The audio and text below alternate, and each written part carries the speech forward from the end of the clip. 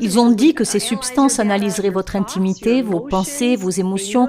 Ils sauront si vous mentez par une technologie de détection d'inflexion de la voix. Aussi, ils sauront si vous mentez par un test polygraphique avec vos glandes sudoripares. Ils sont en capacité de faire cela.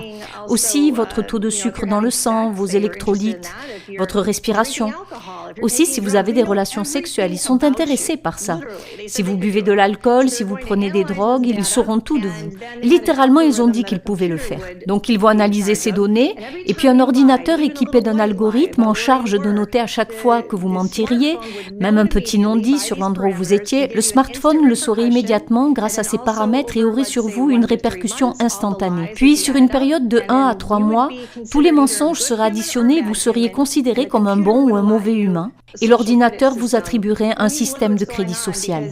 S'il vous plaît, regardez ce qui se passe, parce que si nous consentons à ces choses, si nous consentons à ce genre de technologie, à ces passeports numériques, à ce genre de choses expérimentales à l'intérieur de nos corps, un jour il sera trop tard. Nous ne serons pas en mesure d'agir.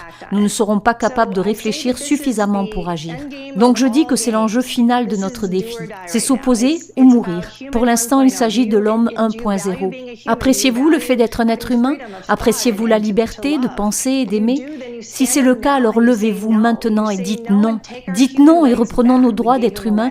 Ils ont un plan pour notre avenir. Si nous ne faisons rien, si nous acceptons simplement ce qu'on nous dit, si nous faisons ce qu'ils nous disent de faire, et il n'existe pas de mots pour vous dire à quel point ce sera terrible et horrible, et pas seulement pour nous, mais pour nos enfants.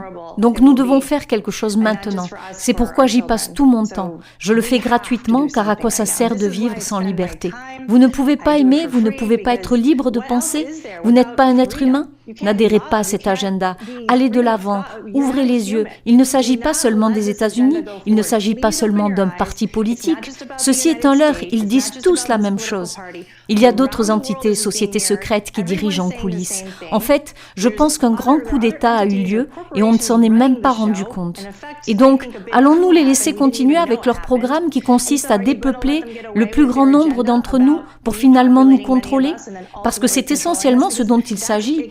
C'est à cela que ça se résume.